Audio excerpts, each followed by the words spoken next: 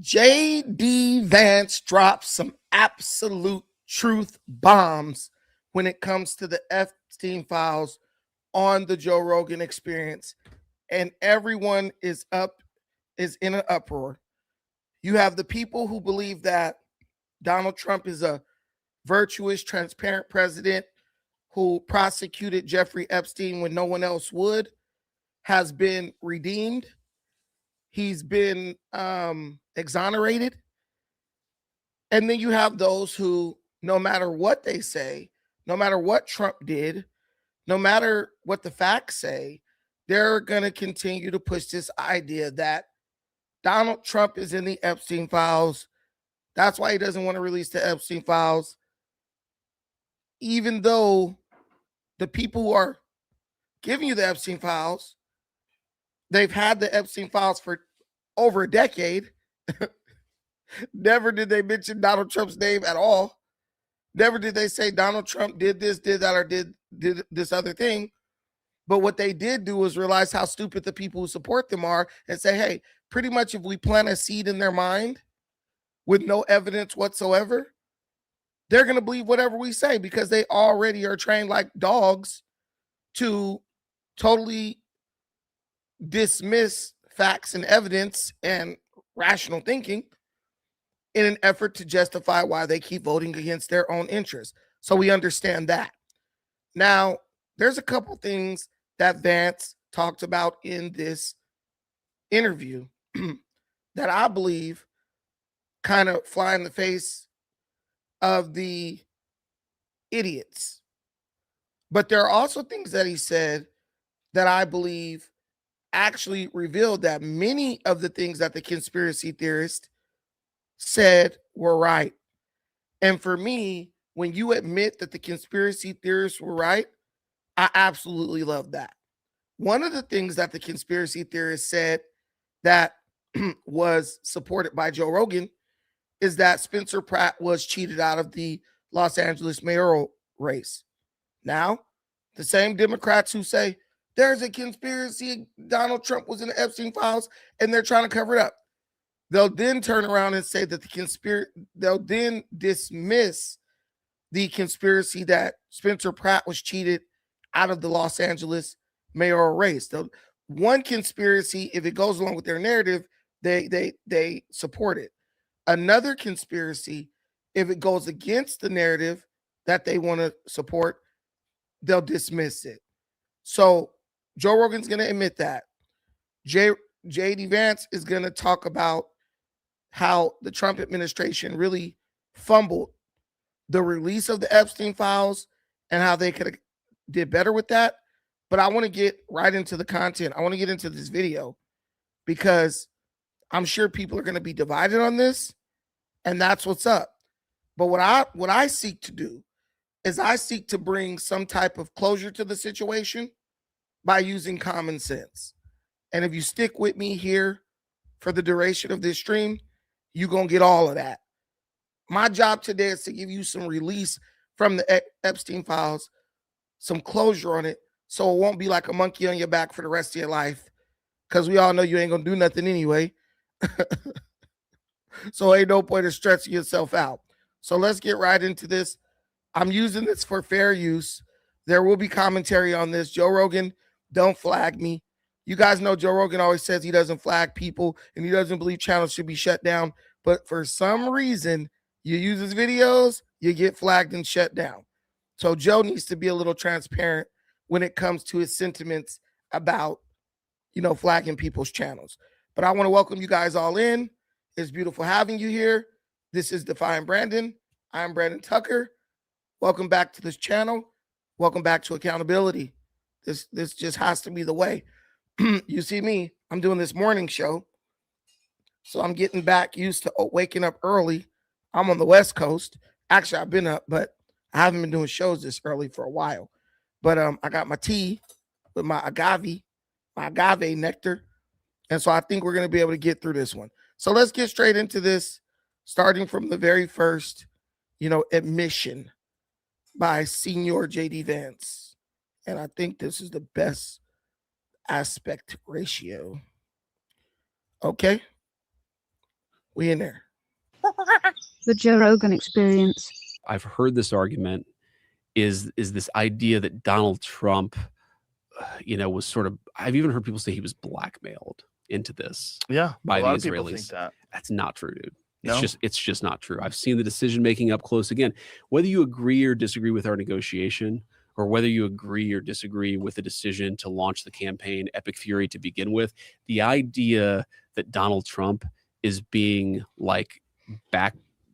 blackmailed is crazy to me. Because again, I see the way that he makes decisions. I see the way that he processes this stuff. Like the idea that he picks up the phone with anybody and says, hey, I'm going to take orders from you. No, that's just not how Donald Trump operates. Can you understand, though, why people would come to that conclusion, especially because of the Epstein files? What do you mean? Well, the Epstein files were supposed to be released. And there was a tremendous amount of resistance to those files being released. And that concerned a lot of people. Because if you're talking about very wealthy, powerful people that were engaged in crimes. I see. So you're basically saying the fear is that whatever's in the Epstein files was used to blackmail the administration into doing the Iran thing. Or at the very least, the people that were involved in the Epstein files that didn't want them coming out had undue influence. Well, again, say this with all candor, we absolutely screwed up the comms of the Epstein files, we just did.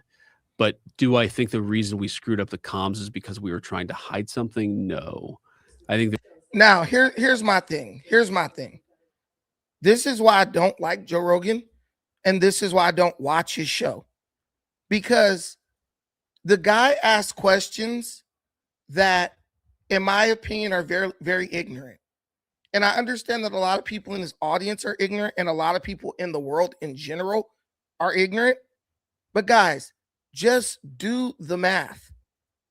If Donald Trump went into Iran because Israel bribed him or they blackmailed him and he didn't want the Epstein files to come out, guys, you would have to say that every single thing done by Barack Obama when it comes to the Middle East, every single thing done by George W. Bush when it comes to the Middle East, every single thing done by Joe Biden was because the Epstein files, and they were so afraid that the Epstein files would come out. So Israel's just running point, right? There are people who actually believe that Donald Trump that Israel has some dirt on Donald Trump, and they basically are able to control him like a puppet. Now, let me just use common sense, because we can all be independents today. We can all be in the middle. Israel wants Iran to be destroyed. Israel has wanted Iran to be destroyed for the past 40 years, right? If Israel had any evidence against Trump that they could blackmail them with, Trump would have never went to the negotiating table with Iran. There would have never been a memorandum of understanding. Israel was viciously, vehemently opposed to seeking a peace deal with Iran. And Trump and Vance publicly were like, Israel, screw you. We're going to negotiate. And the people who ruined the negotiation, even though Israel tried, the people who ruined the negotiation was Iran. So if you come with that line of reasoning, you would have to say that Iran and their leadership are working for Israel, because Israel wanted to destroy the peace talks. They wanted Trump they didn't even want him to go into negotiations, but he did it anyway. And the people who ultimately ended the negotiations with stupidity was Iran. So why don't we have all of the blackmail material that Israel has on Trump right now? Why didn't we get it when Trump said, hey, stop bombing in Gaza? And Netanyahu was like, we're going to keep going no matter what. But then Trump was like, stop it. And he had to stop. Do you guys remember that? Israel doesn't want to stop. Israel wants an all-out war in the Middle East so they can get rid of Iran. And it seems to me that Trump doesn't want that. It seems to me that J.D. Vance doesn't want that because we know America doesn't want that. Why hasn't Israel released the blackmail material yet? Why hasn't Israel released this evidence, this damning evidence that they have against Trump yet? So when Joe Rogan's like, well, you could understand that people believe that, why people believe that, I'm looking at this idiot like I don't understand that. Because there's several things that Donald Trump has done that Israel didn't want him to do. Israel wants certain bombs from us, the bunker buster bombs. They don't have them. If we're gonna bust the bunker, Israel needs to ask us to come over to drop the bomb. They want that bomb. Why in the hell isn't Israel given access to every weapon America has if they have all this damning evidence that allows them to control what the president of the United States does? This is just the question I ask. Why do they have to stop anything they're doing? And why isn't the United States capitulating to every single thing Israel wants them to do if there's all this evidence that gives Israel control or the ability to blackmail the American president? You guys can answer it. I'm not a genius. I don't have all the answers, but I know if I have evidence to blackmail somebody, they better do every single thing I ask, or I'm going to expose them, right? So that's one thing. So Rogan, he sounds very disingenuous. He sounds very like he's just trying to play to the crowd. And regular people who think logically, they can't stand this about him. I know I can't. The reason we screwed up the comms of the Epstein files is one, Pam Bondi said the client list is on my desk, right? Well, they had binders.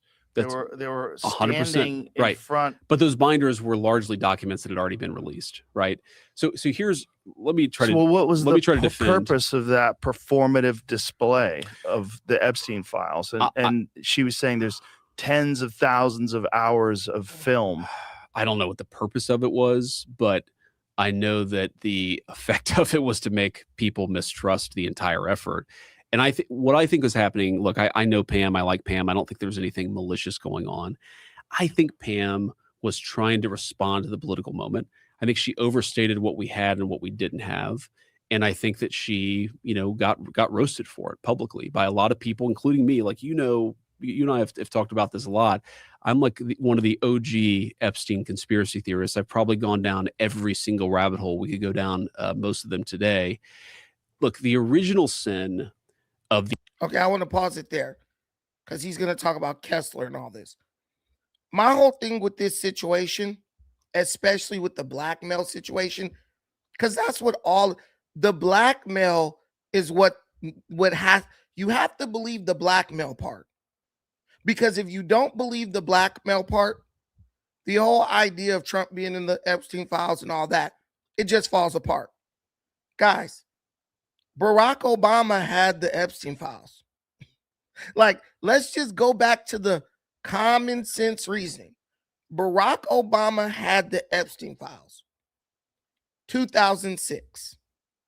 Now, I believe that Barack Obama and them boys, I believe they destroyed all the evidence that implicated many of the Democrats and stuff that were going to Epstein Island. Because this is the first thing that doesn't add up for me. Everybody says, oh, the Republicans won't release the Epstein files. Guys, Epstein was a Democrat. When Epstein was doing business with Donald Trump was a Democrat. You don't see any Republican names in the Epstein files. So what reason would the Republicans have to cover up the Epstein files? Many of the Republicans don't even like Trump. Trump has already won the election. If his name was in the Epstein files, you wouldn't be able to do anything because there's nothing that you could use to prosecute somebody. But my bigger question is this. Why aren't we going after the Democrats who were buddy rubbing elbows with Epstein, taking Epstein's money for decades? We have pictures of Bill Clinton and other Democrats in jacuzzis with girls. But people are like this. The Republicans didn't release the Epstein files. And Epstein was a pedophile who was a Democrat who hung with Democrats and gave money to Democrats. So in order to stop the Republican pedophiles, we are going to vote for the Democrats who were buddy with Epstein for decades. We are going to vote for the Democrats who were still taking donations from Epstein after he was prosecuted and put in prison. I'm just saying, if you're really looking at this with a lens of honesty, with a desire to gain transparency, Epstein was a Democrat. Democrats were taking money from Epstein up until the day he died. But in order to combat pedophilia, in order to eliminate the risk that the Epstein class posed to our children and our women, we are going to go after the guy who initially narked on Epstein, called the FBI on Epstein, fully cooperated with the FBI, told them whatever information they needed, he would give them, severed his ties with Epstein, kicked Epstein out of Mar-a-Lago because of what he heard he was doing. That's the guy you need to get rid of. That's the guy you need to get rid of. That's like there's a burglar, right? And the burglar goes to steal. And when he steals, he goes back and divvies up what he steals with his family, right? So the whole family, they know what he does. They hide it. They keep his theft and his thievery a secret, right? Now, one day I catch the burglar coming out the house. Somebody said, "Hey, bro, be breaking in people's houses." So I see him walking down the street, and I say, he probably gonna break in the house. So I follow him. He goes, breaks in the house. When he gets out the house, I beat the burglar up, take what he stole, and I give it to the police, right? Because the family doesn't like me, because I stopped the thief, the burglar, who brings back what he steals to them to divvy it up, they start making lies up against me. Oh, yeah, he was in the house stealing too. Yeah, he was right there with him. He wasn't stopping him. He was in there stealing with him. That would be like the police saying, okay, we're going to believe the family that divides up the loot with this guy when he steals over the guy who not only beat the burglar up, took the loot, and brought it to us and told us this guy stole this. That's what we're doing in our society. That's how messed up we are. We're literally going after the person who initially exposed Epstein, and then years later when he became president was the person who actually what? Prosecuted Epstein. We've allowed these people to do the Jedi mind trick on us. He's the bad guy. The guy who stopped Epstein is the bad guy. But all the people who were taking campaign donations from Epstein, partying with Epstein, their names are on the flight logs with Epstein, Bill Gates and all these folks. They've been to Epstein Island. Bill Gates, one of the biggest contributors to the Democrat Party, he literally gave his wife a disease after having sex with prostitutes on Epstein Island. There is no public outcry for these people to be brought to justice. None. None. The only person these people want to see behind bars is Donald Trump. That's the only person. Trump's a pedophile. He was on Epstein Island. Trump never went to Epstein Island. Never, ever. There's no evidence or proof that Trump ever went to Epstein Island. But what about the people who did go to Epstein Island? Well, here's the problem. Most of what the people were doing wasn't criminal. Even though it's wrong to sleep with prostitutes and give your wife a disease, it's not illegal to do that.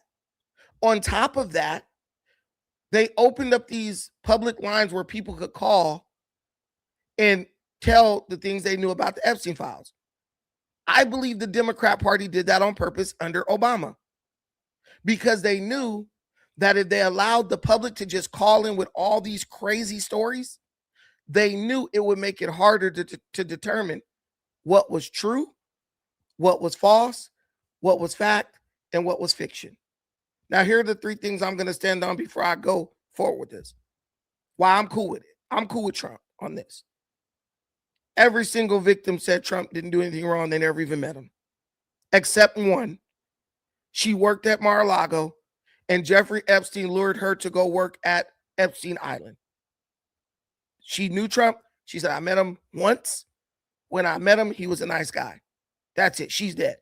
I think her name was Guthrie or something like that. Gouffre, right? Now, you guys are saying we must believe the victims. But when the victims don't say what you want them to say about Trump, now the victims ain't shit and they lying. Now, I could care less if Trump went to jail or not. But you can't have it both ways. This like the believe all women shit. Believe all women unless the woman accuses me. That's most people's mindset. We must believe the victims, but the victim said he did nothing wrong. So do you want to believe the victims, or do you only want to believe the victims when they say what you want them to say? That's my only question. Like I said earlier, I'm here to give you closure on it. So you ain't got to run around acting crazy, right? So the next thing, and so we're not believing the victims, and we're really not following the facts, because even the investigators who investigated the case before Trump was president, when Trump was still a Democrat, said there was nothing to implicate Donald Trump in any of this. But people don't want to accept that. For whatever reason, they don't like that. And that's your hill to die on. But I'm not going to be hypocritical in that way. I just can't. Now, JD Vance comments on this idea that Donald Trump is being blackmailed by Israel. And I want to play for you what he's saying, what he says. It was American intel or foreign intel that Epstein was sort of using. Look, so there's the theory that whether it was American intel or foreign intel that Epstein was sort of using, sort of the sex ring to blackmail rich and powerful people. There's that piece of it. You know, I think there's a separate conspiracy that hasn't gotten covered as much, which is that Epstein actually, okay, if you go back to the original Epstein guy was Les Wexner, okay, who Columbus, Ohio, was the wealthiest person in Ohio, maybe still is the wealthiest person in the state of Ohio. The thing that everybody in Columbus, I lived there for a time, knew about the Wexner-Epstein relationship is that Epstein was his tax guy. That Epstein was like the genius at identifying weird tax strategies that would allow you to not have to pay taxes. But if you were being a little skeptical, would also say that it would allow Epstein to either blackmail people or to have a separate nexus of influence and control on rich and powerful people. And so I think there's an underreported, underexplored story of was Epstein like doing a lot of tax stuff that was not on the up and up? And is that one way in which he gained blackmail? It's not opposite of the sexual blackmail story, but in some ways it's you know, you could imagine both things being true. No, now I don't agree with what JD Vance is saying here, because I do think money was involved, because at the end of the day, you could blackmail people with money more than anything, right? Some of these guys are so rich, they're like, look, if my reputation takes a hit, no one even knows who I am, I'll just disappear, you know, hide behind my millions. But what I believe was going on was Epstein had connections in the government that could help very rich people avoid paying taxes. Epstein helped these people out.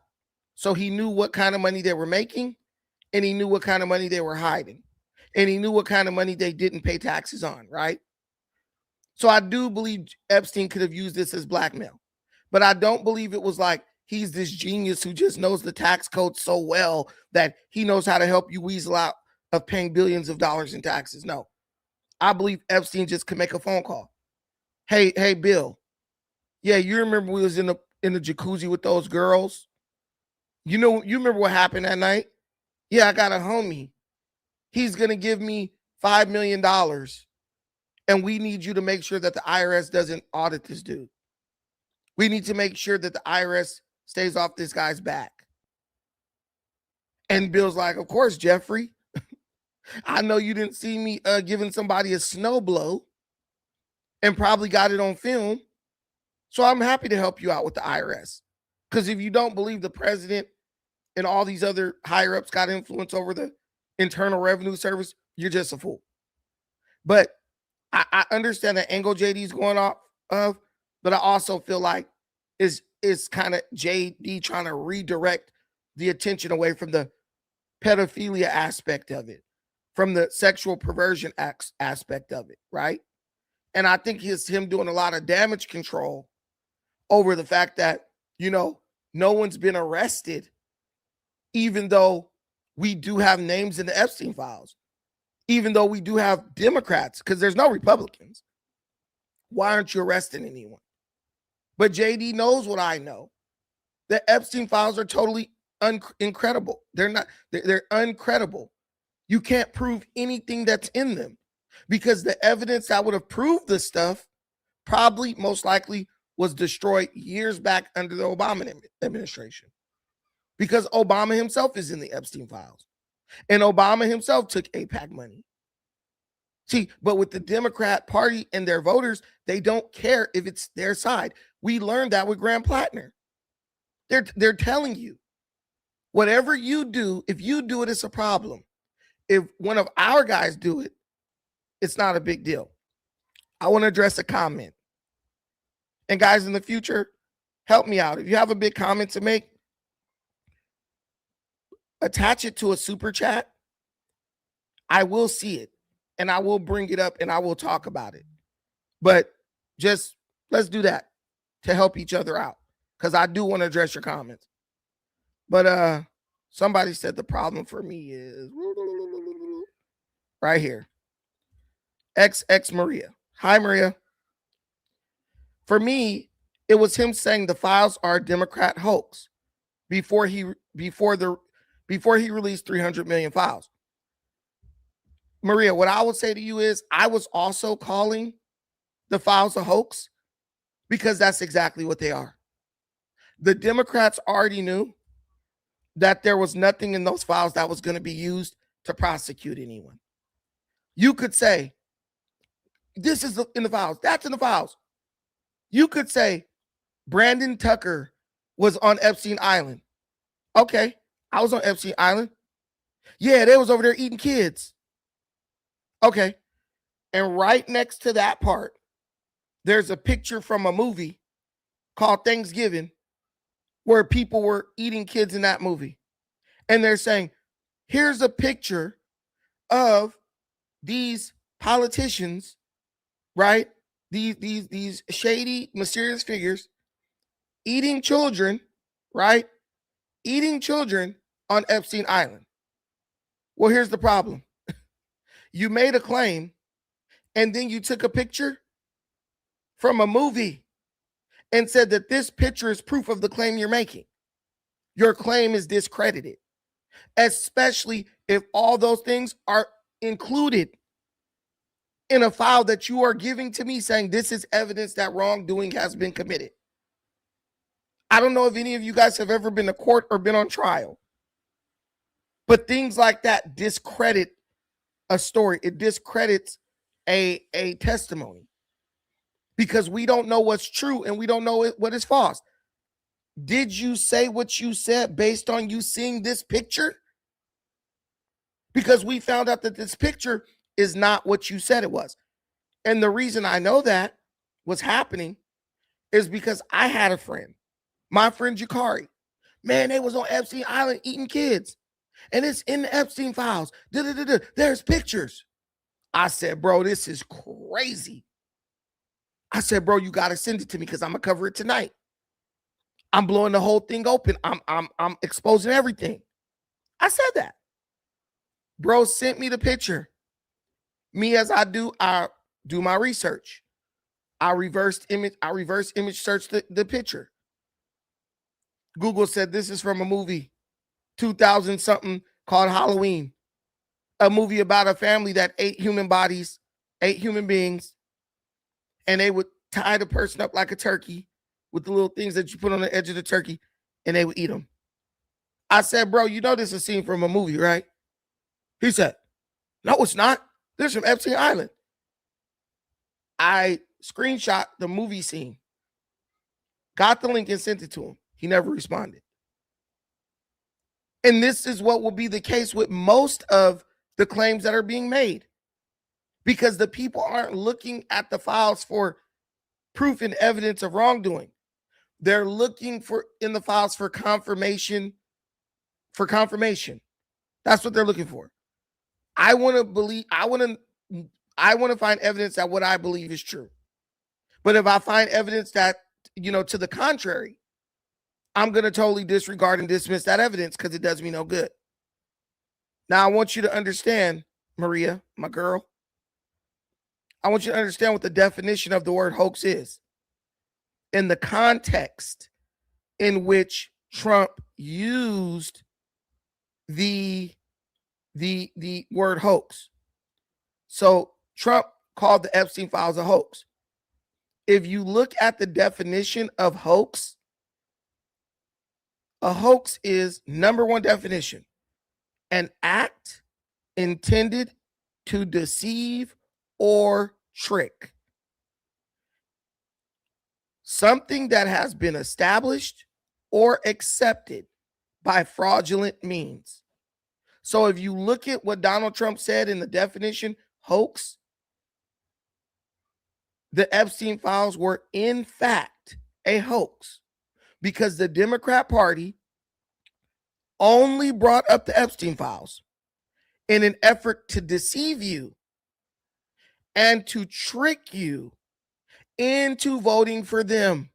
They wanted to make you think that Donald Trump, the person who not only kicked Epstein out of Mar-a-Lago and reported him to the FBI because he knew the local PDs wouldn't do anything about it.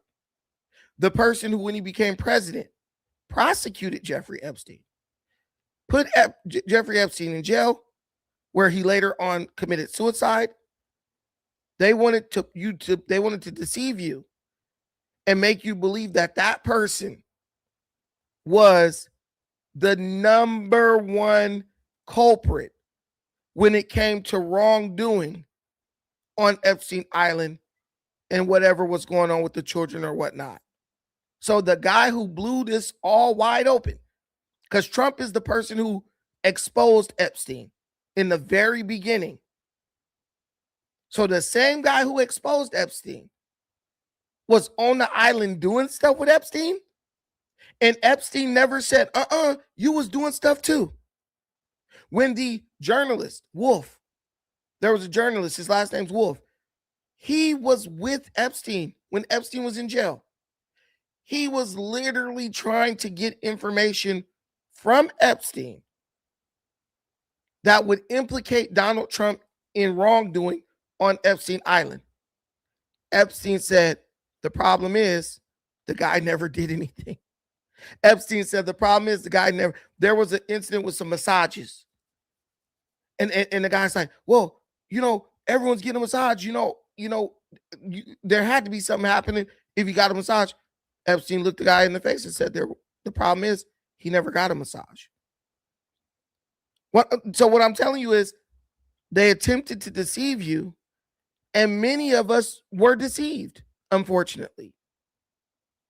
And the deception was done in order to trick you into voting for the Democrat Party, into voting for the party that Epstein was not only a member of, but to vote for a party where a large number of members of that party participated in whatever was going on on Epstein Island. Now we're in America. Unless you got proof, right? You can't just throw people in jail. And when you convict them, you got to get them beyond a reasonable doubt. The way the files were released, not just from Trump, but the way the files were even before Trump released them. There's too much hearsay. There's too much misinformation in there. Even when UK arrested, I think his name was Prince Andrew, they did not arrest Prince Andrew for sex acts that he committed on Epstein Island, even though he is literally in a picture tied up, right? Or got a girl tied up, and it looks like they're doing something sexual. He was arrested for giving Jeffrey Epstein classified state information. That's why he was arrested. Had absolutely nothing to do with what these perverts were doing on Epstein Island. So it was a hoax. And even the second definition is true, where they say that it was something that was established or accepted by fraudulent means. So he was right, Maria. Donald Trump, he's not a dumb guy. He hit it on the head with the definition of a hoax. And that's exactly what these people were trying to do. They were trying to deceive people. Now, I want to get into this other part now this is the part that I think is really something. The part where he talks about Mossad. The part where he talks about, the people over there. I'm going to call them the people over there. And how they may have had something to do with the Epstein files. Because usually you wouldn't expect somebody who's the head of the country, like JD, to say something like this about the Israeli state, right? But I honestly believe JD Vance is fed up with Israel. I honestly believe that Republicans, because I don't, me, I'm a conservative. I believe they are sick of Israel. One, basically believing that they're entitled to our money and trying to pick fights, right?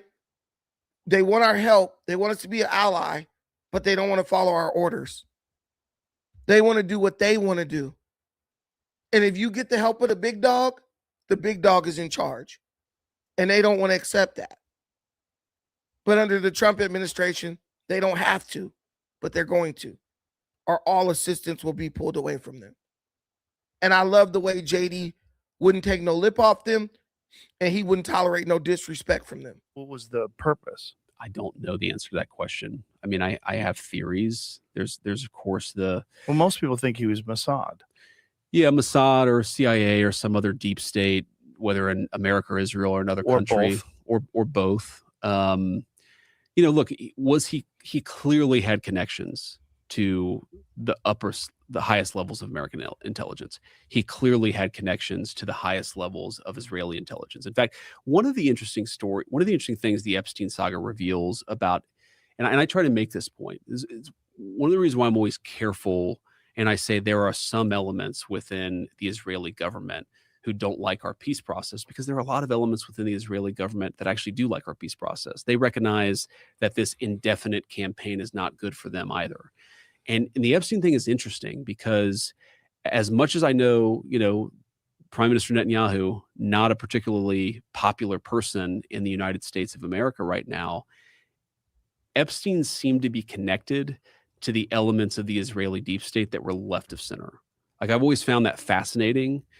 It wasn't like he was super connected to the right of center of Israeli politics.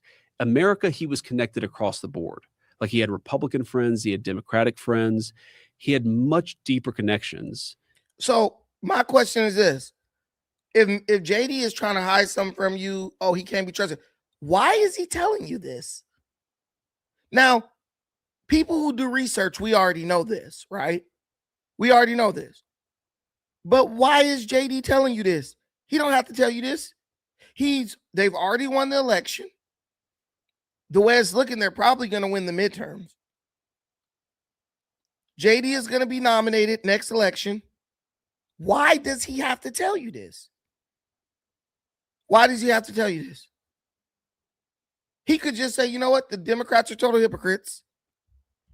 They say one thing, but they're doing everything they say they're not doing. And just bet on that. Why is he telling you this? Because if you really think about it, Jeffrey Epstein was a Democrat. So that means he aligned more with what Democrats are doing. So do you truly believe that Jeffrey Epstein was a supporter of Benjamin Netanyahu? Not saying Benjamin Netanyahu is a great guy. He's not. But Benjamin Netanyahu is a far-right conservative warmonger. But what JD is putting you up on game with is, bro, Epstein was connected to the Israeli government.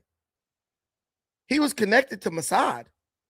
But he was connected to the left wing, which is the wing of what? All the crazy, radical pedophilia crap. I'm in California. In this state, our state government is literally voting to reduce the sentences of people who sex traffic children.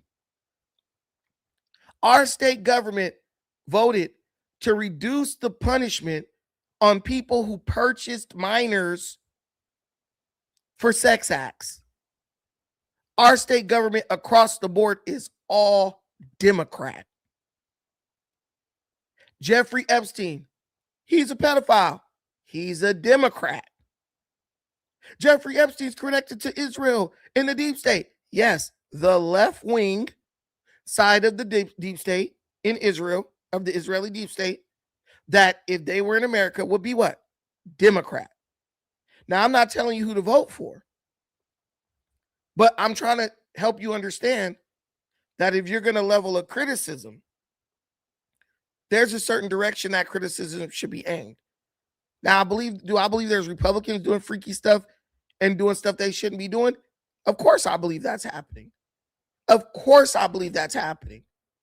But just give me their names in the Epstein files. Because there's tons of Democrats in there. The Democrats are also defending someone's ability to do something to children and basically walk away without getting nothing. So you're going to tell me these people every day fight to lighten the sentences of people who do things to children, to do weird shit to children. And yet you're going to believe them when they say Donald Trump was on Epstein Island and we're exposing him because we care about children. It's a lie. There's a congressman in my city. He's actually my congressman. His name's Robert Garcia.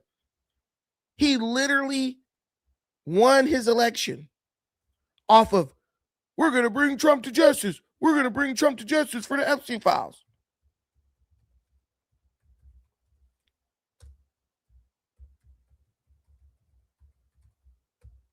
He's a Democrat, right? Look at this. I want to show y'all. Okay, perfect. But I also want to say, which I think is very important, that at this very moment, the Department of Justice continues to lead a White House cover-up. And we're going to be demanding, even over these next few days, that the remaining files that have not been released get released to the public. And that includes new files that were just discovered in the last couple of days of a survivor that has made serious accusations and allegations against not just Jeffrey Epstein, but also against President Trump, and about abuse that she suffered when she was a minor. We have seen the DOJ file. Okay, so why doesn't he tell us the name? I know who the girl is because she's a grown woman now, and she's been filing this case against Trump for like the past 20 years. And she files the case, and she never shows up to court. Then she files the case, and then she withdraws the case. This is someone who's mentally ill, right? Which is fine. You can be mentally ill. If he truly cared, why wouldn't he say the name right there on that podium? Why wouldn't he say it? Because there has been a court order in place before Trump was ever president that you could not release the names of those people in those files. This order was before Trump was president, because the woman has made claims against many politicians, and her claims against Trump are recent. She was never bringing Trump up before. But when Trump became president and they started the campaign, Trump's in Epstein, all of a sudden she implements Trump into the situation. But the court has already ordered, it's sealed. You can't say the names. You can't release the documents with the names in it. That's why he ain't going to say the name on that podium. Why doesn't he say, yeah, it's this girl. Her name is blah, blah, blah. Any lawyers, attorneys that can help her get justice, come help her. So just in what he's doing, he's proving to you, Donald Trump's not releasing that stuff because he just doesn't want to. He can't release it. The court has ordered that it's not to be released and that those names be redacted from the files. Say her name, Rob. He actually lives right by me, like 2 blocks over. And the archive manifest that clearly shows that the interviews and information around this survivor have been removed and are missing from the DOJ files. Where are these files? Who removed them? Those questions have to be answered. What we have is a survivor that we have verified, that others have verified, and those files are missing. It's not. So what is the survivor's name? We have a survivor. I could go get on a podium right now in the middle of the damn street. We have a survivor from the Epstein files who has made claims against Donald Trump, who has made this and this and that, right? If I don't tell you who it is, there's nothing we could do. So the onus is on Robert. Robert, tell us who the survivor is so we can find this person and get her story. Oh, just trust me, bro. Trust me, bro, and reelect me back to Congress. And that's what people did. Whole time, right? Whole time. We in California, right?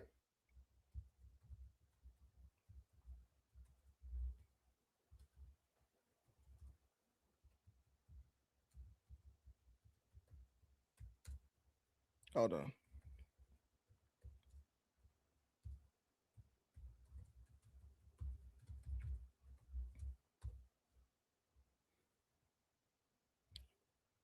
Okay, let me see.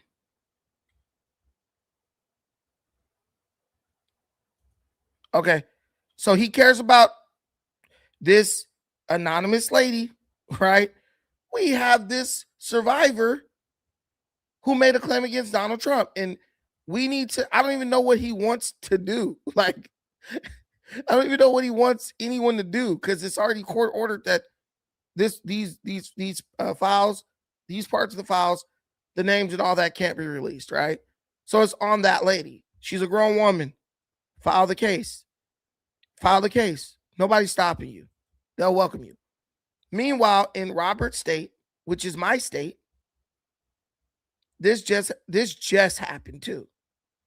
Because this was going on in 2024. It was going on in 2025.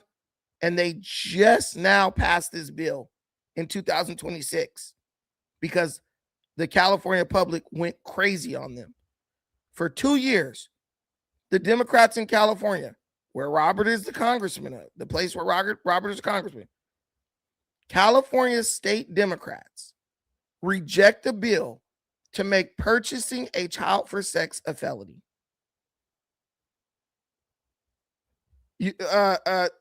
Like, if you don't believe me, they're not the only ones who reported on it. The AP also reported on it. And we all know this is a liberal rag. Look.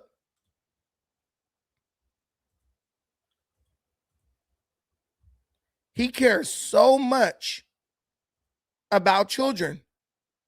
He cares so much about children being harmed. He's sitting right in a state on a national scale He's investigating Donald Trump's wrongdoing on Epstein Island, an island he never been to. But in his own state, his own party is fighting to make children less safe. California Democrats push for harsher penalties for soliciting sex from older teens.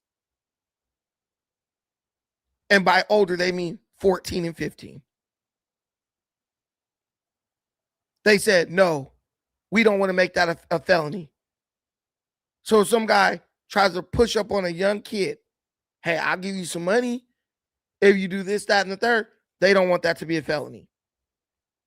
It kind of sounds to me like you're protecting predators, because that's exactly what they were doing. Now, you guys tell me, where's Robert Garcia on that? That's something he could actually do something about as a sitting state congressman for California. He could go in there like, nah, pass this bill. We got to protect these kids. He's not doing that. No, because their whole job is to hyper focus on Donald Trump, right? Trick you, get you thinking, hey, we're here for you. We're here because we want to help you and protect you. So you vote them in, and then they do shit like this, like what they're doing in California. They've been doing it for decades. To the Israeli left of center than right of center. I don't know what that means. He was hanging out with Steve Bannon and Noam Chomsky. Exactly. He had, again, in America, he had friends across the political spectrum in a way he didn't necessarily have in Israel. So there you go. He was connected to the left. The left in America, left and right in America, he had friends on both sides. But in Israel, he was connected to the left.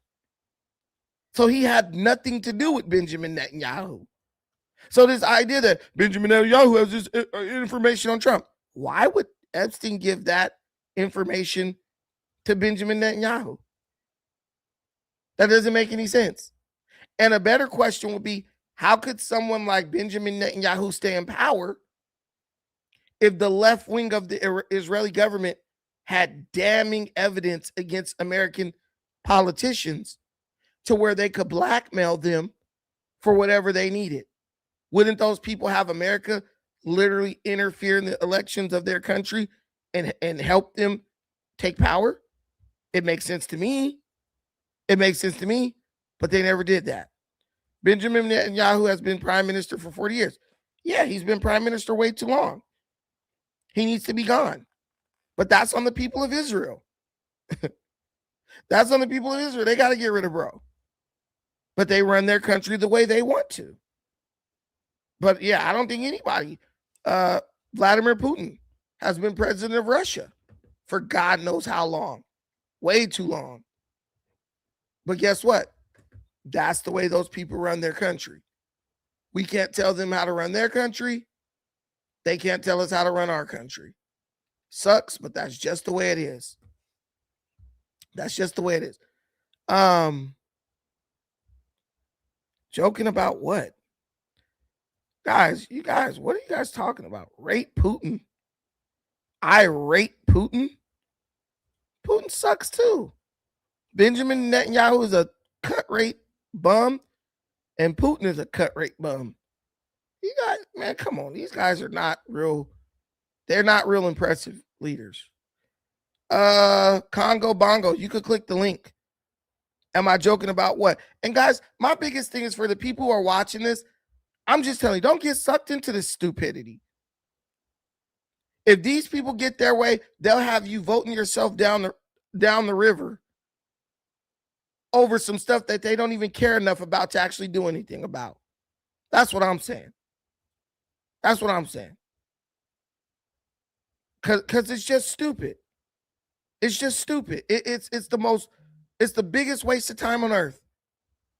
You need to be figuring out what's best for your family, whose policies are the most beneficial for you and your family, and vote for that person. Joe Biden and Bush were fantastic. Okay. We know you're not working with a full deck. But anyway, so there's another part of this Joe Rogan podcast where they talk about this election fraud stuff. And this is a conspiracy that the liberals, they'll buy into the conspiracy about Trump and Epstein, which they know is a lie. But the conspiracy about the elections being stolen and rigged, oh, they don't want to hear that. They don't want to hear that at all. Right? Because that doesn't go along with the narrative that they're trying to push. Period, point blank. But let me see if I can find this. It's at 23 minutes, I believe. But Joe Rogan basically admits. They moved out here with me. Okay. New York and really California, like especially Logan. This offers for new. Okay, perfect. So they're going to get into the conversation about election fraud. And Joe Rogan admits, well, the link will be in there. Joe Rogan admits that, the LA mayoral election was stolen from Spencer Pratt. But before I play Rogan admitting it, I want you to hear Donald Trump bring it up first. And I want you to hear how what Rogan said echoes exactly what Trump's been saying. But because it's coming from Trump, nobody wants to believe it. Me, I don't shoot the messenger. I don't care who gives the message. My only question is the message true?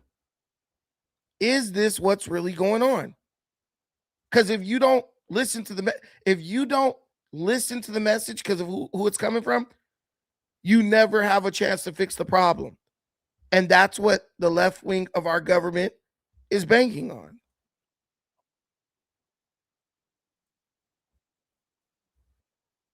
Anything.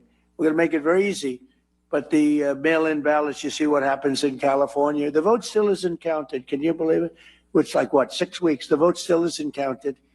But the kid really, he was Spencer Pratt. I don't know Spencer Pratt. He came to the White House and saw me. But Spencer Pratt was an automatic lock, and he didn't make it. There was a little thing, Dina. They said, well, Spencer's falling behind a woman that nobody ever heard of. He's falling behind. No, it's very corrupt. And they were going to do that to Steve Hilton, too. And I had the U.S. attorney, did a great job. He started an investigation. They said, Steve Hilton is starting to fall badly behind.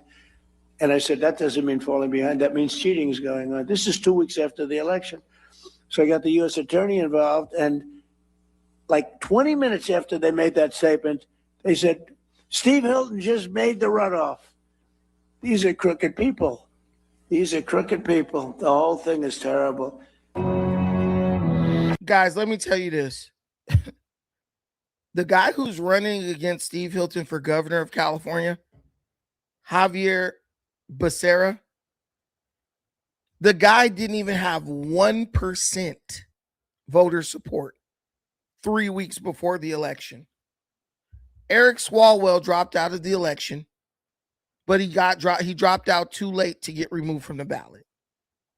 Within 3 weeks, and during all 3 weeks, Javier Becerra went to debates and got absolutely annihilated by not only other Democrats, but he got annihilated by Steve Hilton. He also got annihilated by Chad Bianco. Within 3 weeks, this guy had like 98% of the Democrat vote. It's bullcrap. And then when everything started, Steve Hilton jumped out ahead of Javier Becerra by thousands of votes. All of a sudden, days are going by and slowly Becerra's passing up Hilton. And Trump called it out. He said they tried to do that to Steve Hilton, but I launched an investigation, and all of a sudden, Steve Hilton was a lock. This guy, Tom Steyer, they tried to jump his ass in Watts. But you want to believe that this guy was going to pass up Steve Hilton. But ultimately, it didn't happen. Because ultimately, they launched an investigation into the cheating, and all of a sudden the cheating was suspended. It's ridiculous. Today and get 50% plus. Oh. Yeah. And every time we go back to California, we're like, we were right. Yeah, absolutely. We were right. It's falling apart. It keeps going further and further down the toilet. How do you feel like Austin is going? Because the criticism of Austin, call it 5 or 6 years ago, is that it's a cool town. It's got its own unique culture. It's Texas, but it's also its own thing. But that all of the blue staters moving in were going to like totally change the politics and the culture of Austin. I actually don't think that's happened. I think the blue staters that moved here because they recognized that wherever they were living was not tenable. Yeah. It was falling apart. And all of these places like New York and really California, like especially Los Angeles and San Francisco, they're falling apart. And I have a bunch of friends that are stuck there that can't move. Like maybe they have family there or maybe they have a business there. Yep. And they fucking hate it. And then I have a bunch of people that are trying to move, but they can't sell their house.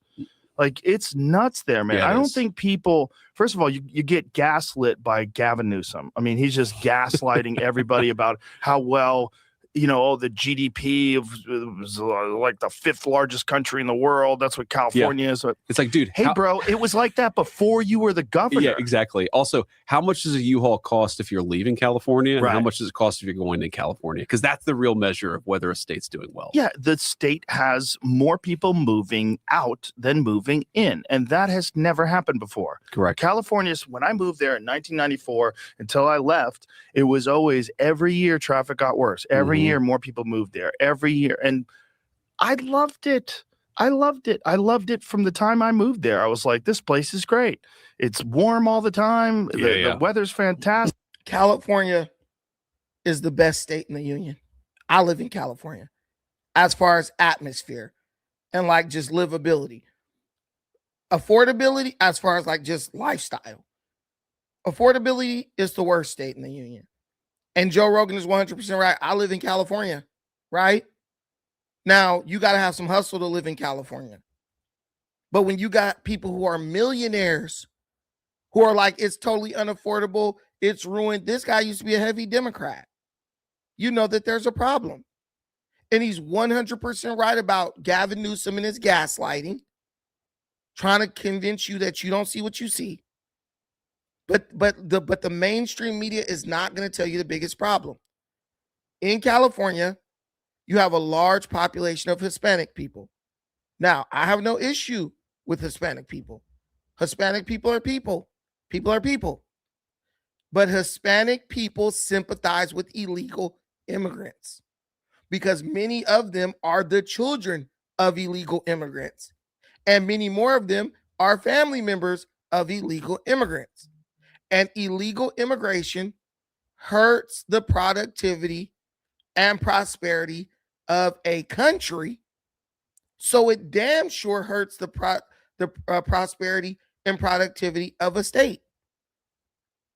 You know how people say like, oh, if you don't want to go to college, go get in the union, go get in the trades, right? Go become a plumber, a welder, a carpenter, an iron worker, a stonemason, right? If you're not Mexican or Hispanic, you ain't getting in no union in California.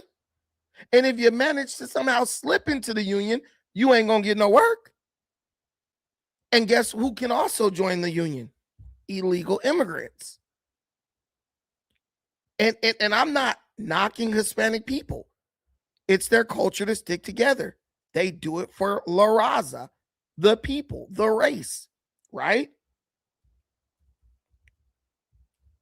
Hold on, let me do it. Right? They do it for their survival. They have that third world, let's stick together mentality. It's great. It's really a good thing. But it's not good if you're not in the race. It's not good if you're a part of this experiment that we call America. Because California is basically off limits when it comes to employment, working in unions, even in many ways starting a business, like a small business, to people who are non-Hispanics.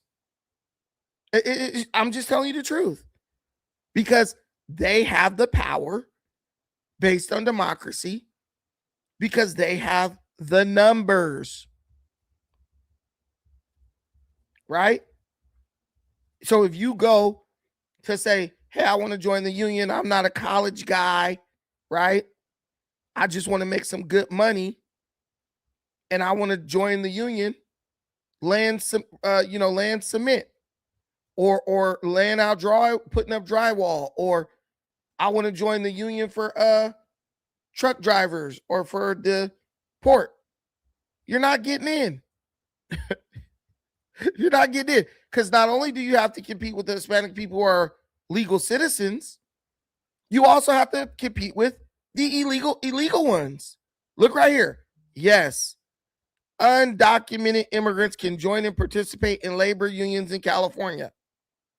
So that means they're even federally protected, right? Under that.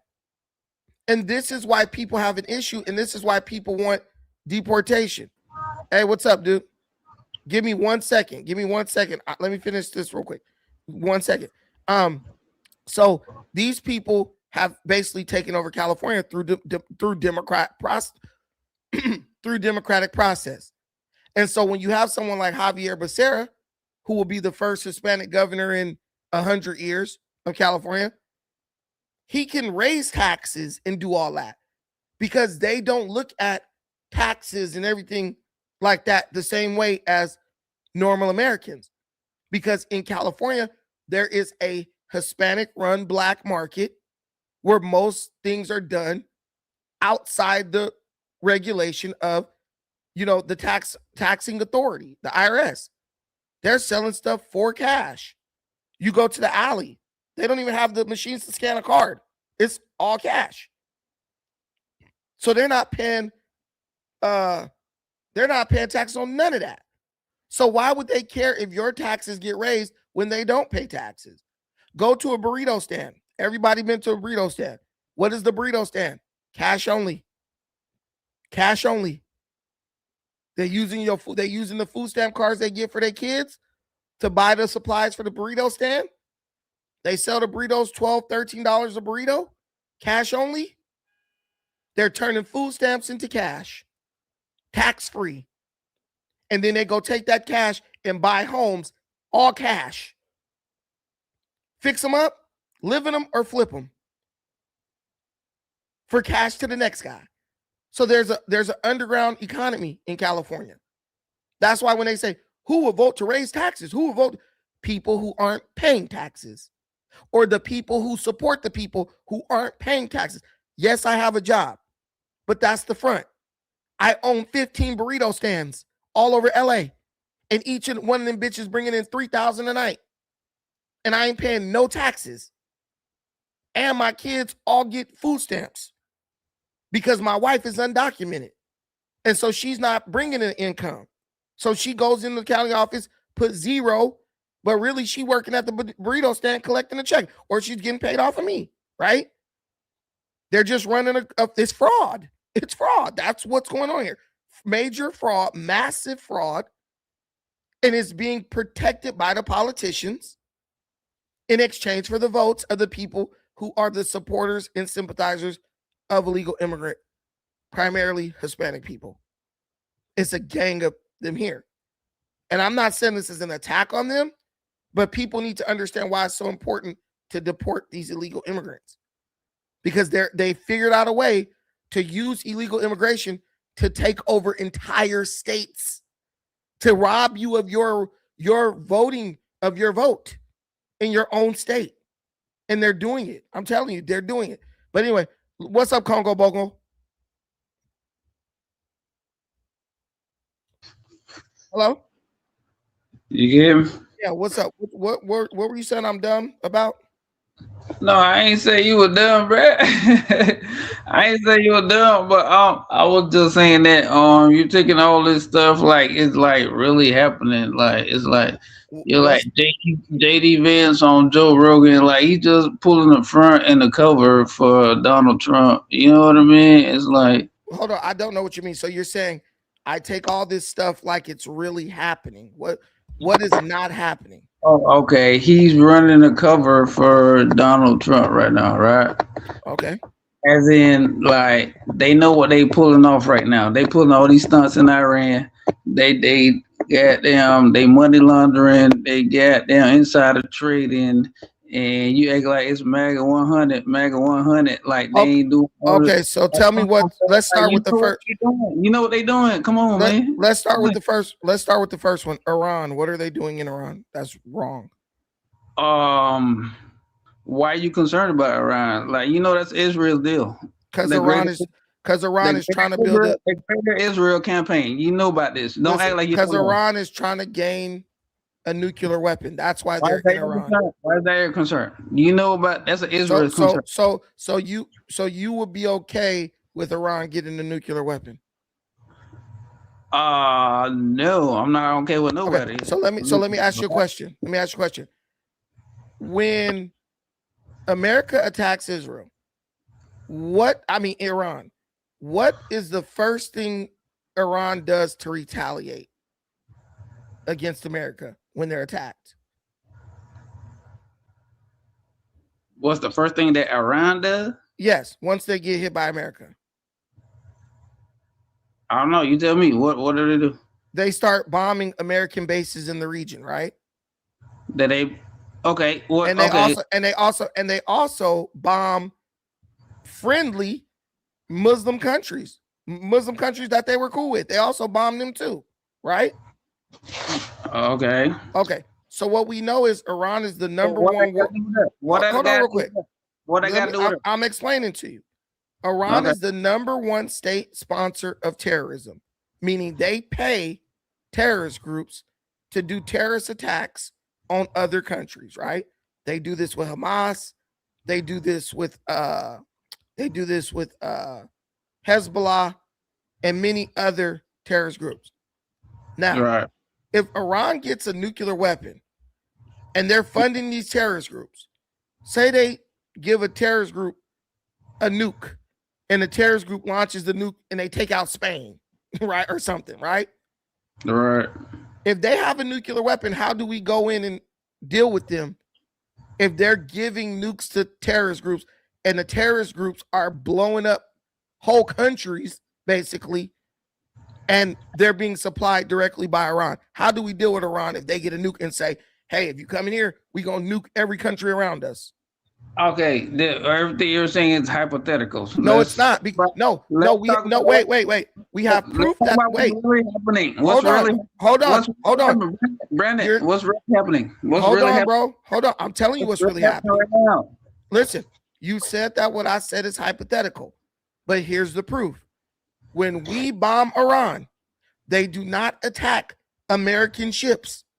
They start bombing every country around them who had nothing to do with it.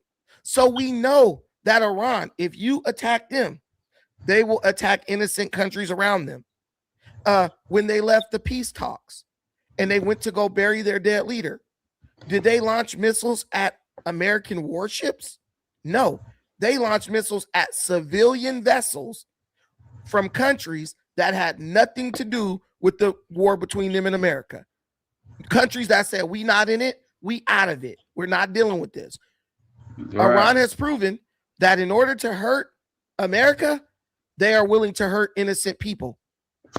You cannot let someone like that have a nuclear weapon because they can't hit America with it, but they'll fucking hit Sweden with it if they think that will hurt America. They've proven that they do that. But Brandon, we're in America.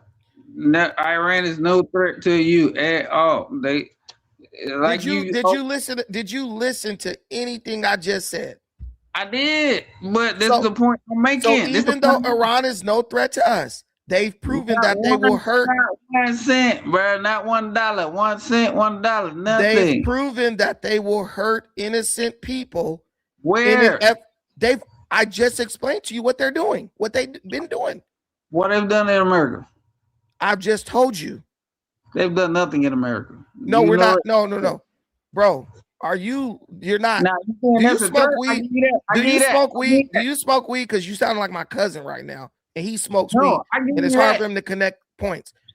If you let a country that has showed you that they're willing to hurt innocent people to get back at you, you can't let them get a nuclear weapon because they'll nuke another country in an effort to spite you for doing something to them. Do you understand that? Yes, I get what you're saying. But now add that to what you're saying. When is Iran going to ever come over to America? Never in the world, in history. They ain't worried about us. They ain't think about us. That's not true. Israel America thing. Iran's been trying to assassinate the U.S. president for since 2016. You talking about that hoax shooting with Donald Trump? Bro, there was no hoax. Iran said we are trying to kill you. Oh, please. They admitted to it. You think that shooting was real? You think that was real? All right.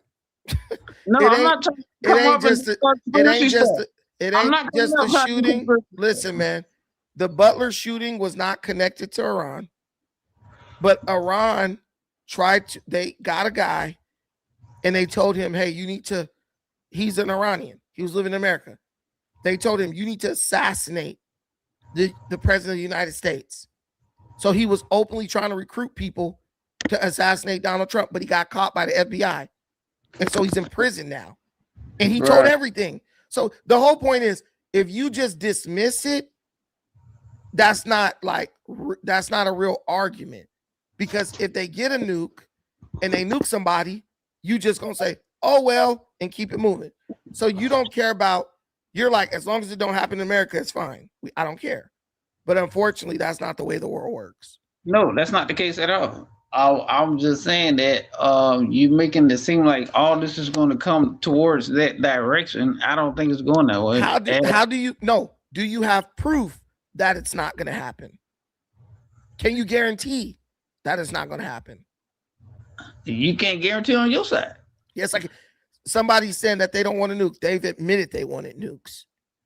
That's what I'm trying to tell y'all. If Iran don't want nukes, why are they enriching uranium to 60%? The only thing you could use uranium for enriched to 60% for is nukes. That's like me saying, I don't want a peanut butter and jelly sandwich, but as I'm lathering peanut butter on the fucking bread. Look, Brandon, they don't want a peanut butter and jelly sandwich, but I got the peanut butter, the jelly, the bread, the knife, and I'm spreading on the peanut butter. So you're going to let me you got to wait until I put the jelly and push the bread together? How long they going to bomb them, though, man? Goddamn, they've been bombing every day. They going to bomb them until they agree. They got a schedule. They got a schedule every hour. Like, let me ask you a question. Let me ask you this. Why they got a war schedule? Have you ever seen this before? They got a schedule like every hour. Like, all right, we're gonna bomb them now. We're gonna not bomb them. That's the way to do it. That's the way to do it. That's how you win. What war you seen like that? And you're like, let me ask you. I'm 40 years old, bro. I ain't never seen a war like that in my life. Because you haven't been paying attention to no war. That's why. Oh, they plan wars and tell people about wars. Yes, they do. Dude, they were giving even in Gaza. You can't say the same thing 3 times just to interrupt me. Since when, bro? Listen, even in Gaza, they were warning people, we're gonna bomb this area on this day at this time. Evacuate the area, and the people move over to this area. Then they come in and bomb that area. They've been doing that since World War II, fam. Like I research war. I study war in depth. My grandfather fought in World War II. It made me very interested in war, and I've been researching war ever since. So here's my thing. I'm gonna ask you a question. I'm gonna ask you a very simple question to bring some clarity to this. Yep. Okay, let me ask you a question. Say I try to come up and fight you, right? And you I'm fighting you because I don't want you to buy this bicycle. And you're like, bro, I don't even want a bicycle. And I say, okay, sign this paper that say you won't try to buy a bicycle, and I'll stop trying to fight you. If you truly didn't want to if you truly did not want a bicycle, wouldn't you just sign the paper to keep me from aggressing against you, since he doesn't want me to have a bicycle and I don't want a bicycle and I don't want to fight with this dude? Wouldn't you immediately say, let me just sign this paper to just like kill this noise, because he don't want me to have something I don't even want, right? I mean, yeah, I could go with that. Okay. Yeah. So if Iran didn't want to nuke, why are they allowing their people to suffer this destruction when they can simply sign a paper guaranteeing that they will not try to build a nuclear weapon or purchase a nuclear weapon, and it'll all be over? Clearly, they want a nuclear weapon. And they'll say 1 minute, we don't even want to nuke. Then the next minute they'll say, we have the right to self-determination, including but not limited to the purchasing of a nuclear weapon, or the building of a nuclear weapon. So people keep saying they don't want it, but they're literally saying they want it, and they're enduring all this destruction, all in an attempt to avoid signing a guarantee that they won't try to get one. Go ahead. Right. I mean, I'm not like on their side like that, but I'm like just asking like what gives us the authority to say they can't have no nuke. So, and also a nuclear weapon is like, why is America like so concerned with them having a nuclear weapon? They never was concerned about what gives America the authority is the bombs that we dropping on them. That's the authority. Yeah, and they've killed thousands of Americans. Iran has done terrorist attacks on American Marine bases in Beirut and all that, and it killed thousands of Americans. So y'all be like, they ain't done nothing. They have. They just kidnapped 100 Americans. No, I'm not pro on either side. But what I'm giving you examples of things Iran does. Iran just paid Hamas to kidnap over 100 Americans from a concert in Israel, and they held them for a year. So when y'all keep saying they haven't even done nothing, they have done stuff. But I'm saying, like, going back though, that why are we even involved with it? That's my point. Like, we shouldn't even be involved with it in the first place. That's what I'm saying. Because Iran has been waging attacks against Americans. No, that's arguable. Like, that's not. There's no way. There's absolutely no way you could argue that. I don't see it. Well, Google it. If you don't see it, go ahead and Google it. It's there.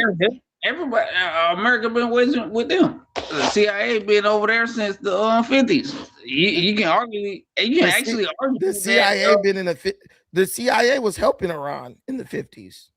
Exactly. Exactly. Yeah. So, but when the Ayatollah took over, that guy, he hates America.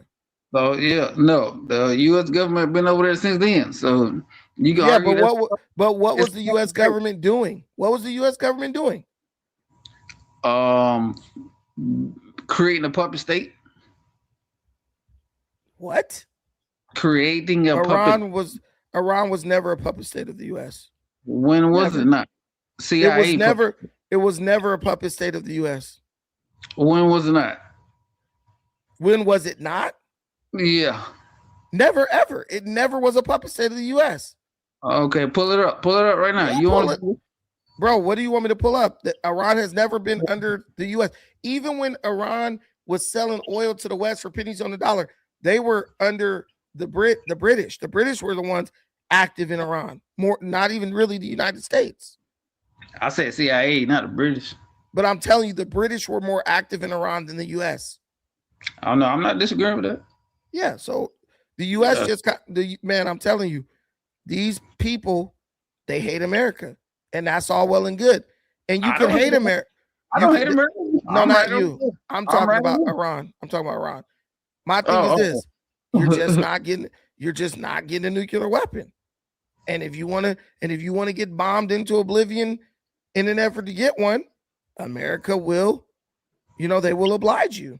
But why do you even believe in that story though? Like, even to begin with, like, it's a fact that Iran wants a nuclear weapon. That's a crazy cover to start some shit. Like, you know what I mean? Like, it's a fact that Iran wants a nuclear. Like on Lindsey Graham. Like, let's go. No, I don't. Iran has said they want a nuclear weapon. Let's go get them right now. We got to cover Israel. Because they got to get them. Well, I don't know, but listen. One thing I'll tell you. this is the way the world. This is the way the world works. I respect your point, but on some of the points, I don't. Who did you vote for? Who did you vote for in 2024? I vote for nobody. Oh man, then you ain't even serious. What you mean I ain't serious?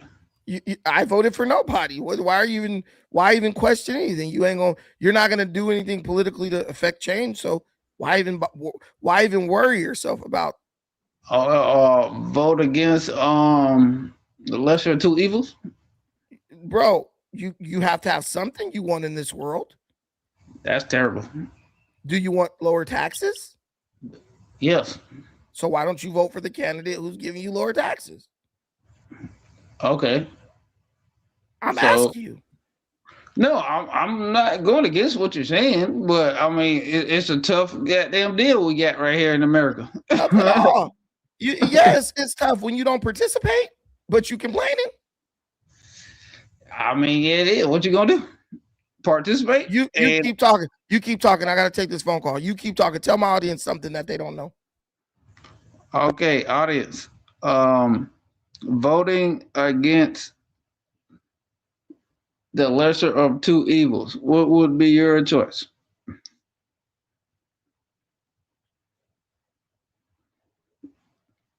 That's my only question that I have for Brandon.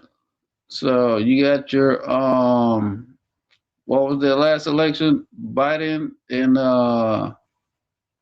Kamala. Man, I don't know what y'all would have did with Kamala, but Biden was with Kamala. Biden versus Trump. You would have Biden versus Trump. Well, we got Trump right now. If you had Kamala, I don't know which way that would have went. Man, I don't know. You had to figure that one out.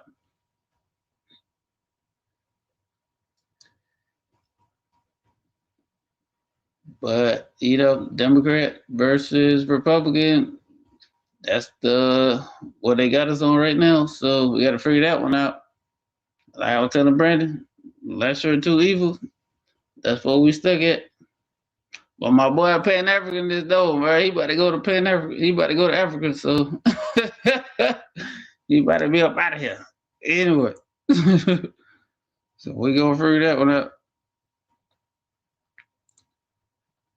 But nah, it's all good though.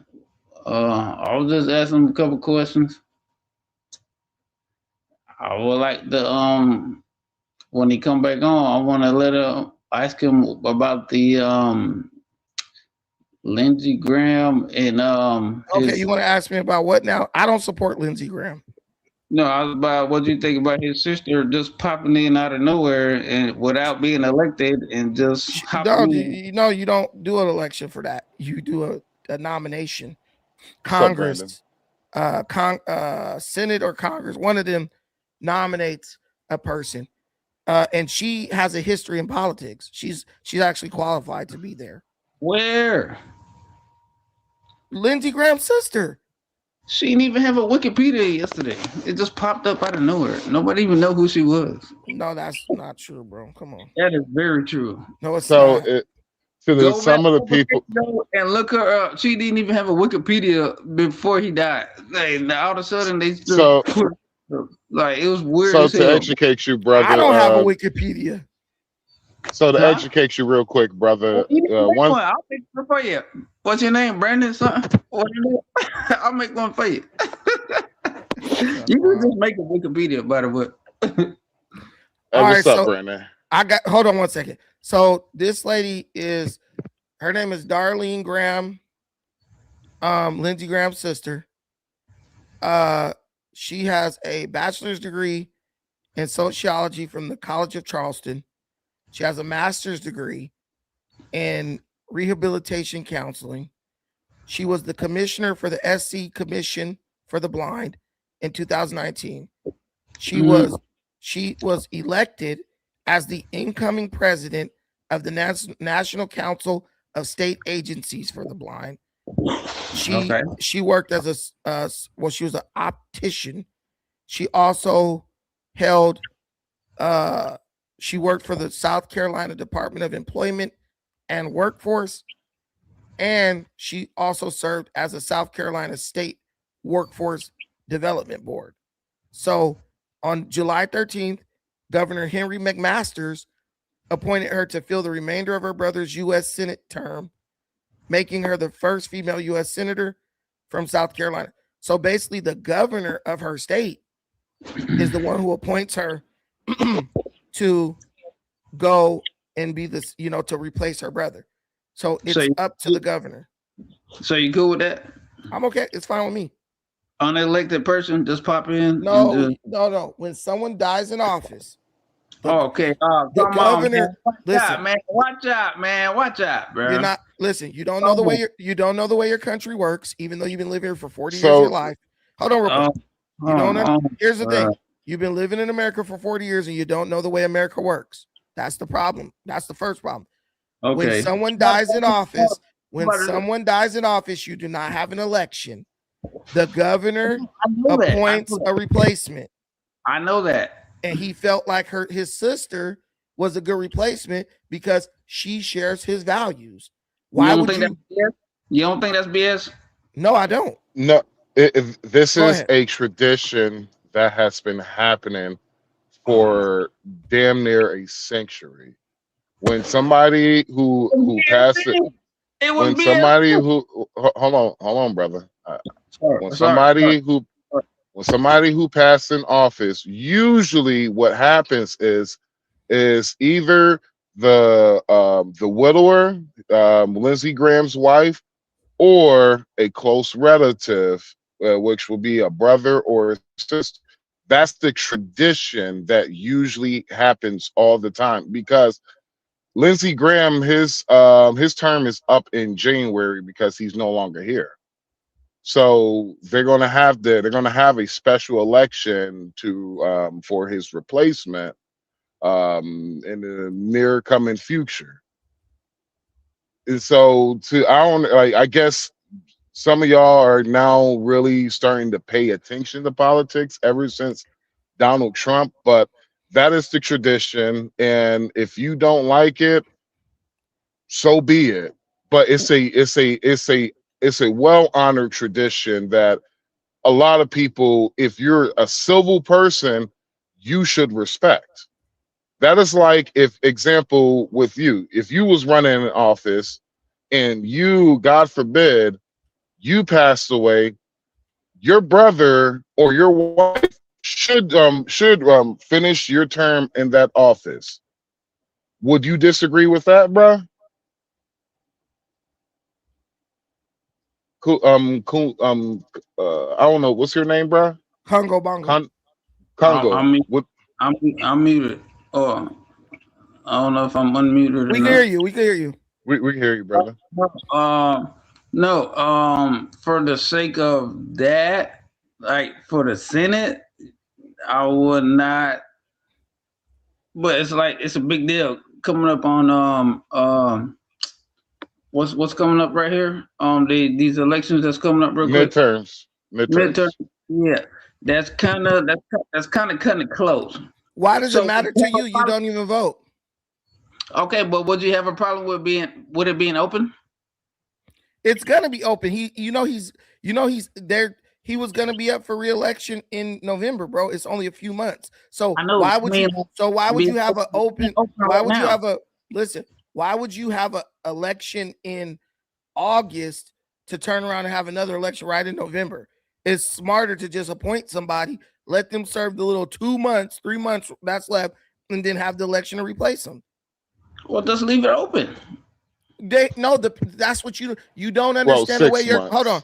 You don't understand the way your country works, bro. People have to have representation.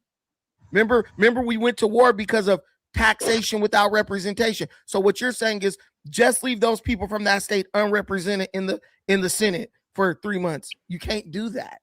That's illegal. Do you understand? Yeah, yes, I get okay. that. So yeah, that's like me saying, that's like somebody saying to you, oh man, just if you got a flat tire, well, just leave it off. Well, leave it flat. Now you like, nah, I gotta have the tire working so I could drive my car. I completely understand all this, but this woman that they just put in there, who the hell is she? His sister. It's his sister. There's nothing she can even do in 3 months. Well, she's your representative for a few months. Because they believe that 6 months, she is. They believe she is a person who shares his values. It's like that's what I'm talking about, bro. That's what I'm talking about, bro. But that so listen, if you vote for somebody because they're a certain way and they have to be replaced, wouldn't you want someone who's the same way, as close to them, since that's what you voted for? You got the same values as your sister? Yes. Was Lindsey Graham married? Was Lindsey Graham married? Hell no, he's a homosexual. They ain't married. How do you know that? Okay. I got the same news source you do. What do you mean? So Lindsey Graham wasn't married, so it makes sense why his sister. He hang out with boys. It will make sense why his sister, if he wasn't married, like I said to you earlier. You gotta when other people are talking. You can't talk. So yeah, it will make sense, Congo Bongo. But I like to respond to something earlier you said, Congo Bongo. You was just like, Iran can't hurt the United States, right? Iran is over there, the United States is over here. Have you seen I don't know what part of the country you at, right? I'm currently right now, I'm just sitting in Chicago. I'm a truck driver and shit. I'm in Atlanta. Okay, you in Atlanta. Okay, that's where I'm at. I'm in ATL also. Mm-hmm. So you better not say no zone 1 or no zone 3, zone 6 over here. I'm on the outskirts, but I just gave you the local. Okay. Guys, let me give a shout out. Let me give a shout out to my brother Truth 884, one of my day one homies. Thank you for the $5 super chat. Guys, we are $4 away from our daily goal. 5 super chats for $5 or more. Help us reach that goal so we can just keep these live streams coming at 8 o'clock in the morning, bright and early. Thank you in advance. I appreciate you guys. And put it in the form of a super chat so I can read it. Any questions, comments that you want highlighted, throw them up there and they'll be read live on air. I got you tomorrow. Okay, no problem. So go ahead. So Congo Bongo, have you heard about Iranians being caught in LA with C4? No, I have not. So it's been like that's not the first time I have heard about Iranians being caught with C4 or Venezuelans being caught with explosives and shit. So in Chicago, not too long ago, I think it was like last year or earlier this year, can't remember the exact date, but there was an ICE raid. And during that ICE raid, they discovered explosives. Not only they discover explosives, but they discover that with the explosives there were police uniforms. Not only police uniforms, there was military style rifles. And so these are basically sleeper cells that literally came through the border. And if you know a little bit about the Venezuelan and the Iranian connection, if you you should do yourself a little bit of a deep dive. Politics matters for a reason. Politics, honestly, as a Black man, politics should matter more to you than any race in this country. He doesn't even vote. He doesn't even vote, bro. Because Black folks here's the funny thing about it. Your ancestors died for you to have the right to vote in this country. And you woke up one day saying, well, voting doesn't matter, I shouldn't vote. Black folks been voting the same way for decades. At a 90% clip, Black folks been voting Democrat for 3 decades, 30 freaking years. I was a child, and Black folks were still voting Democrat. You feel what I'm saying, brother? You're making my point. You're making my point. And what's how I'm making a point? Explain. Brandon just said I don't vote, and I explained to him earlier before you got on why I don't vote. You didn't explain. You said the blah blah blah lesser of two evils. Well, I didn't get to it. I didn't get to it because you switched off. No, you got off. Actually, you went and took a call. Actually, but yeah, I'm on that. You're pretty much explaining my point. Why I don't vote. We've been voting 90% on this side or whatever, and it's going nowhere. And my position is I hate to sound like the conspiracy theorist, but I feel like all these people are plants. They just put in, and we just get them voting for the lesser of two evils. That was Brandon left off. I think Brandon left off when I said that, but so check this out. So if you're voting, it's like the definition of insanity. It's basically doing the same thing and expecting different results. It's insane for Black people to keep voting the same and expecting different results.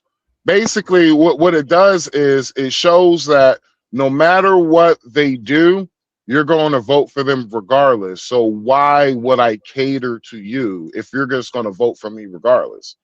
It's like whenever my friend, he was running for office in Georgia. Right. And he wanted me to join into the, little powwow meeting, for campaign strategy and shit. I had those white people and Black folks in there flabbergasted by what the hell I said. I told him this: if you want to win this election, focus on white men and Hispanic men. Just focus on those two. Forget Black people even fucking exist. Just forget they even exist. Just put all your power, put all your focus into white and Hispanic men, and I guaranteed you, I'm willing to put money that you will win. And I was just like, oh, yeah. And everybody looked at me like I was crazy. I was just like, bruh, you're a Democrat. Black people going to vote for you regardless. Why would you even put money to try to cater to Black people when they're going to vote for you regardless? So he decided not to take my advice to him, and he listened to what the Black woman who hated me, he took her advice, and he focused on Hispanic women, white women, and Black women. He just mainly put his focus on and lost badly. Like, he lost so bad that he only got 20% of the vote. But the Republican, he focused nothing but white men, Hispanic men, and he took a little bit of time to focus on Black men. Black men voted for him for only 10% of Black men voted for him, but that 10% would move the needle for him. So what I'm saying to you, brother, is politics does make there's a reason why our ancestors fought for this shit.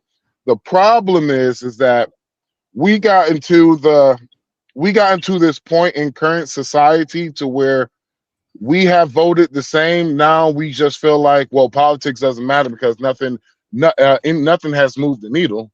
Nothing worked. But I'm like, okay, but you still haven't switched up your vote. Look at Asian people.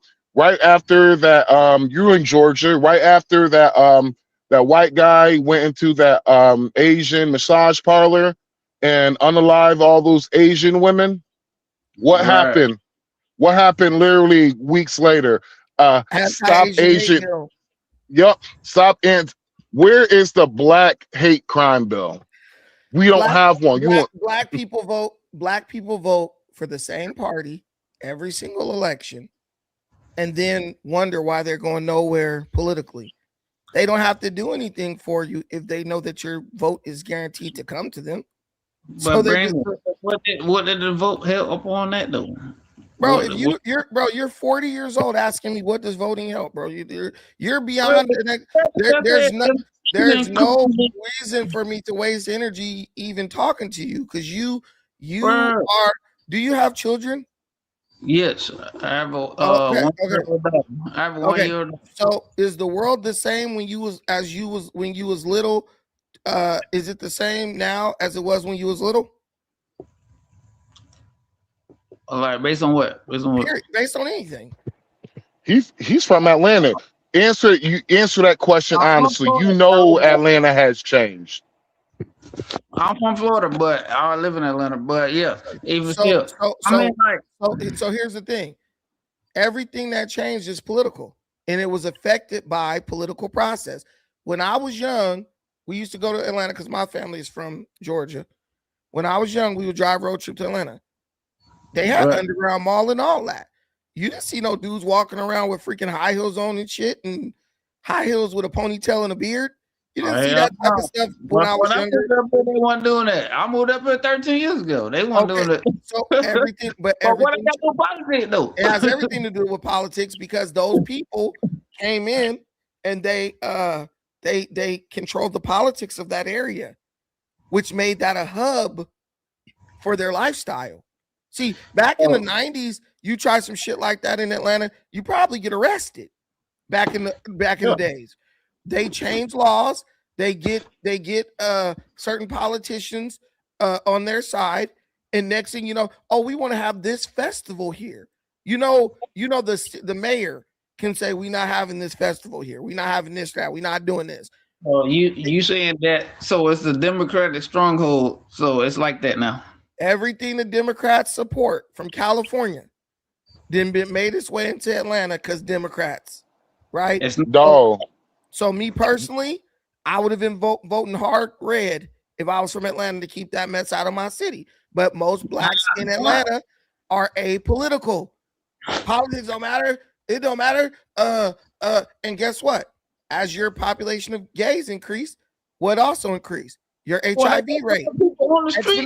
Listen, your HIV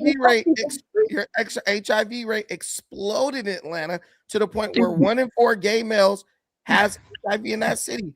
That's all political. What that politics got to do with people doing on the street, bro? That's all political because it's all politics. That became a hub for LGBTQ activity in the South because of the politics of that place. What was Atlanta known for back in the day? Southern hospitality, brother. Atlanta was known for having the Coca-Cola bottling facility, the Coca-Cola plant. Atlanta was known for the underground mall. Atlanta was known for having the Braves.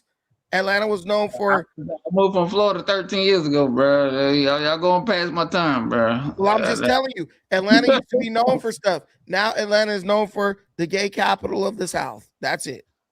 The gay capital and the black Mecca. That's politics. That's all but hey, cool dude. So who voted? Who voted? Hey, kudos. So let me since you've been in Atlanta for 13 years, right? I've been in Atlanta for 25, 26 years. That's crazy. Gwinnett County used to not be as Hispanic as it is and Asian as it is. Gwinnett County. I agree with you on that. Yeah, Buford Highway. You know Buford Highway in Atlanta, right? Buford Highway right there by Brookhaven, all that going up. That used to be that was an international multicultural area. So you had blacks, you had an equal amount of blacks, you had an equal amount of whites, and you had a small minority of Hispanics. Hispanics took over Buford Highway. There's damn near no black people who live there, and damn near no black folks live on Buford Highway. It's mainly Hispanics.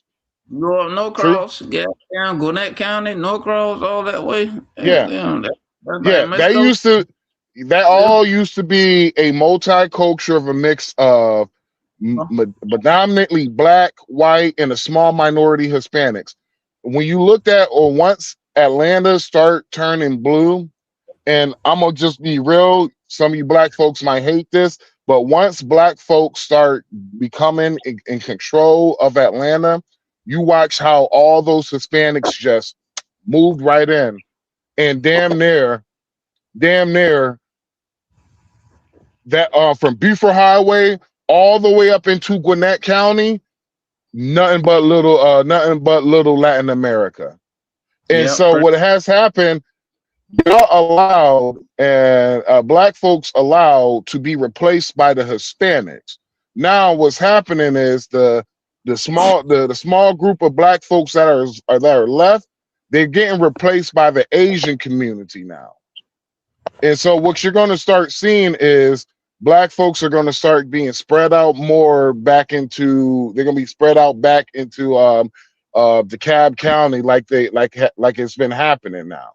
So the reason why politics matters is that what black folks voted for, this is what black people actually voted for. They voted to be misplaced. They voted for higher taxes. They voted for gentrification and get mad about it. It's like you're throwing rocks and get mad when the rock you threw went back and boomerang back and hit you in the face. You're like, hey, why did I rock do that? But like, you threw the rock though. All right, bro. But how does voting affect that? Like, I give you an example. You did right? I live right around the corner from all them areas you just described, right? And the complex I stay in, some Asians just bought it out, and they from California, right? They bought it from a Jewish dude like 6 years ago during COVID, and they came from Cali. They jacked up the prices, right? I'm paying like double my complex right now, right? So exactly what you saying is correct. Exactly correct. So now, but what we're voting would have stopped that. How could we stop those agents coming from Cali? Y'all could have went. And you also, the Migos from buying the shit across the street.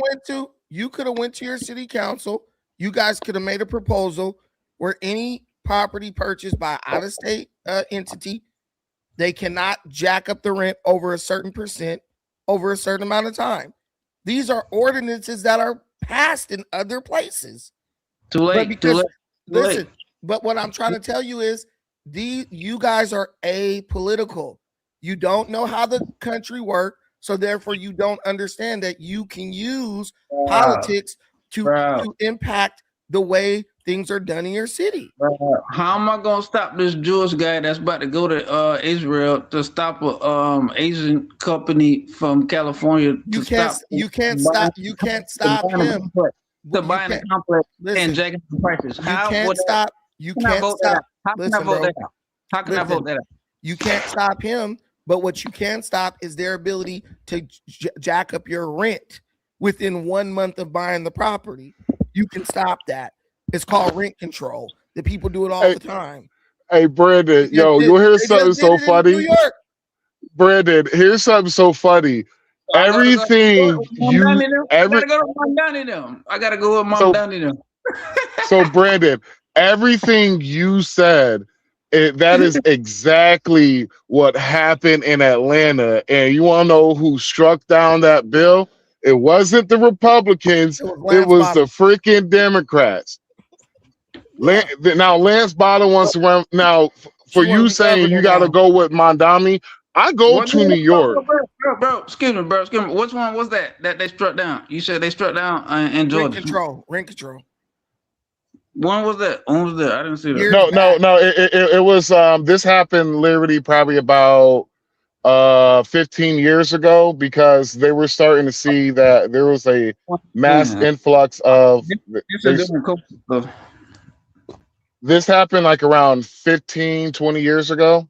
They start seeing that there was a mass influx of out of town buyers, and I remember whenever they had a House Assembly, there was a bill that they was trying to pass to prevent, in order to buy certain property, you had to at least be a resident of Georgia for about 2 to 5 years.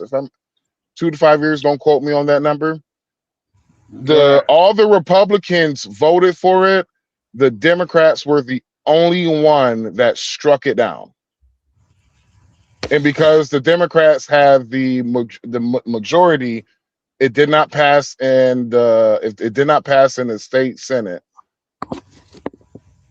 Right. So Brandon, that's all right. Guys, look, I have to go. Where my vote had worked on that one. I don't know, man. You got to figure it out. You 40 years old like me, so I can't help you.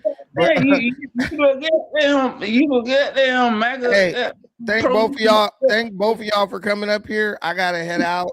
Appreciate you having me, Brandon. It's been real. Love you all, bro. I'm gonna check back with you later. You know, I don't be trolling. I just be checking on you. Get there. I don't be trolling. I appreciate it. I appreciate it. Thank you, 3 men. Hey guys, I got to get out of here. Thank you so much for watching this. I appreciate everything you do for me in the channel. Till the next time, take care of yourselves, but most importantly, please take care of each other. Peace.